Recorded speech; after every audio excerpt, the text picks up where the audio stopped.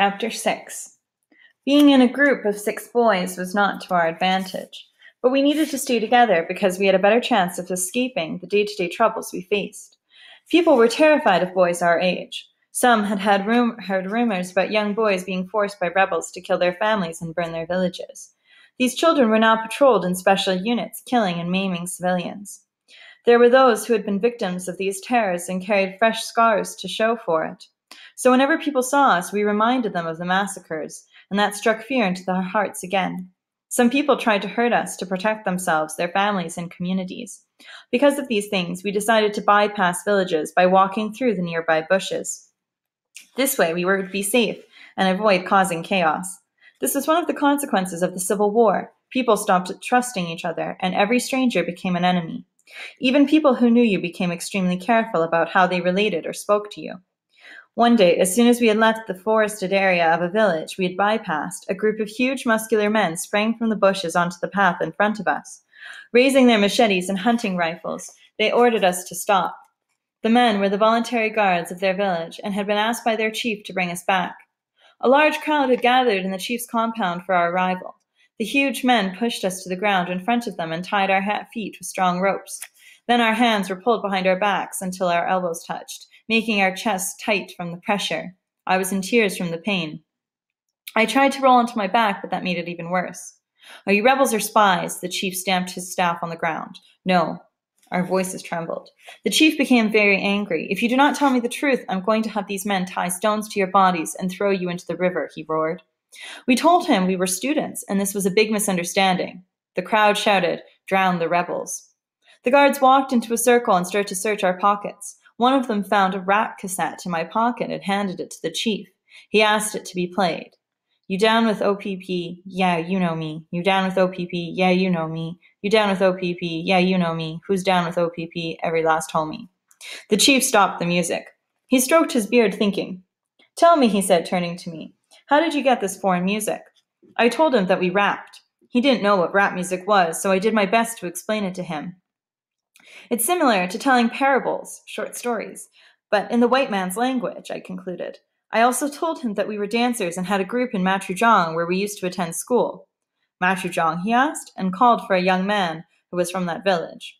The boy was brought before the chief and asked if he knew us and if he had ever heard us speak parables in the white man's language. He knew my name, my brother's, and those of my friends. He remembered us from performances we had done. None of us knew him, not even by his face, but we warmly smiled as if we recognized him as well. He saved our lives. We were untied and treated to some cassava and smoked fish. We ate, thanked the villagers, and got ready to move on.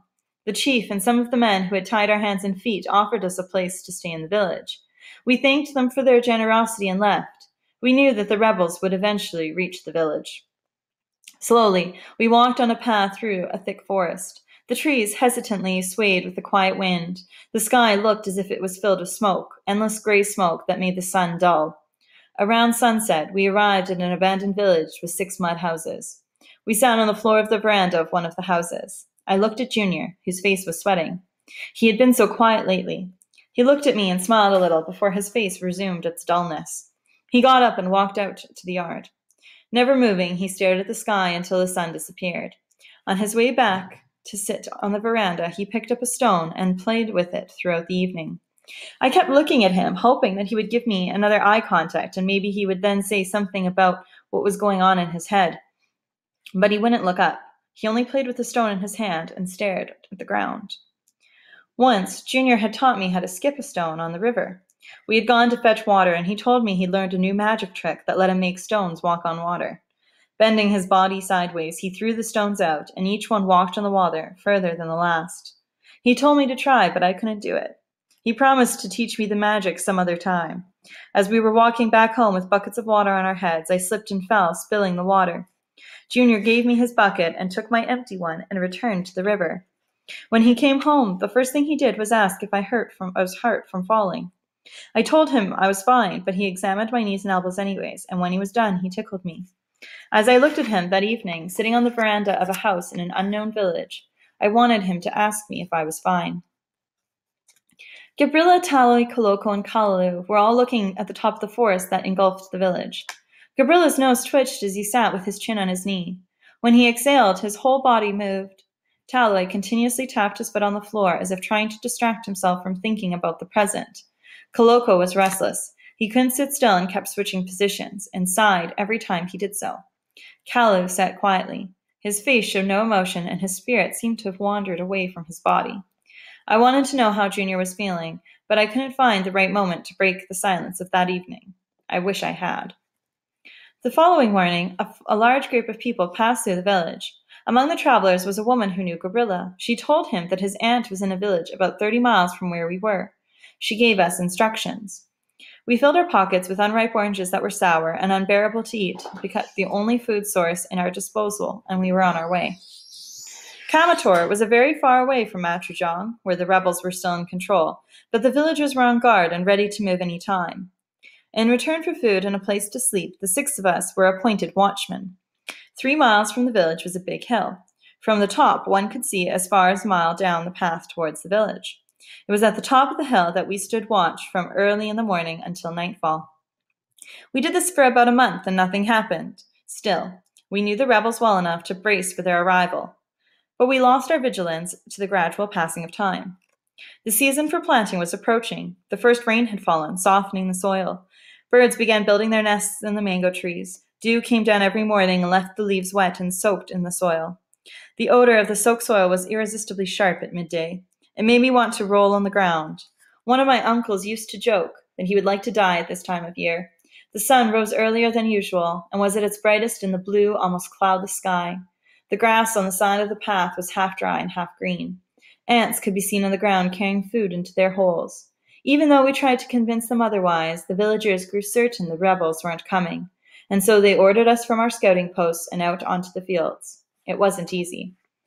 I had always been a spectator of the art of farming, and as a result, never realized how difficult it was until those first few months of my life in 1993, when I had to assist in farming in the village of Kamator.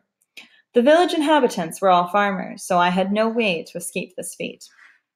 Before the war, when I visited my grandmother during harvest season, the only thing she let me do was pour wine on the soil around the farm before harvest commenced, as part of a ceremony to thank the ancestors and the gods for providing fertile soil, healthy rice, and a successful farming year. The first task we were given was to clear a massive plot of land the size of a football field. When we went to look at the bush that was supposed to be cut, I knew tough days lay ahead. The bush was thick and there were lots of palm trees, each surrounded by trees that had woven their branches together. It was difficult to get around them and chop them down. The ground was covered with decayed leaves that had changed the top color of the brown soil to dark. Termites could be heard rummaging under the rotten leaves. Every day we would repeatedly stoop and stand under the bushes, swinging machetes and axes at the trees and palms that had to be cut lower to the ground so that they wouldn't grow fast again and disrupt the crop that was to be planted.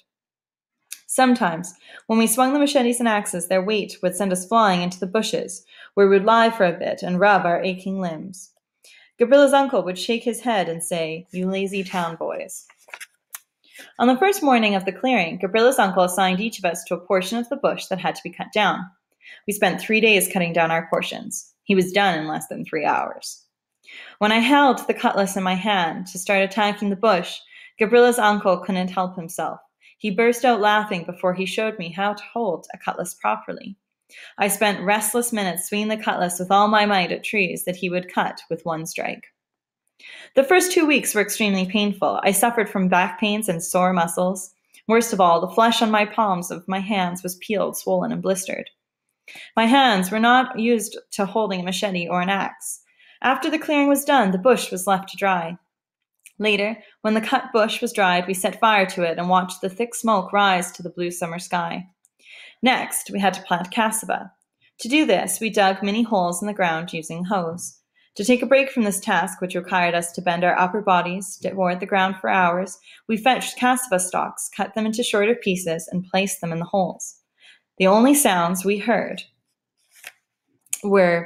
as we worked were the humming of tunes by expert farmers and the occasional flapping of a bird, the snap of tree branches breaking in the nearby forest, and hellos from neighbors traveling the path either to their own farms or back to the village.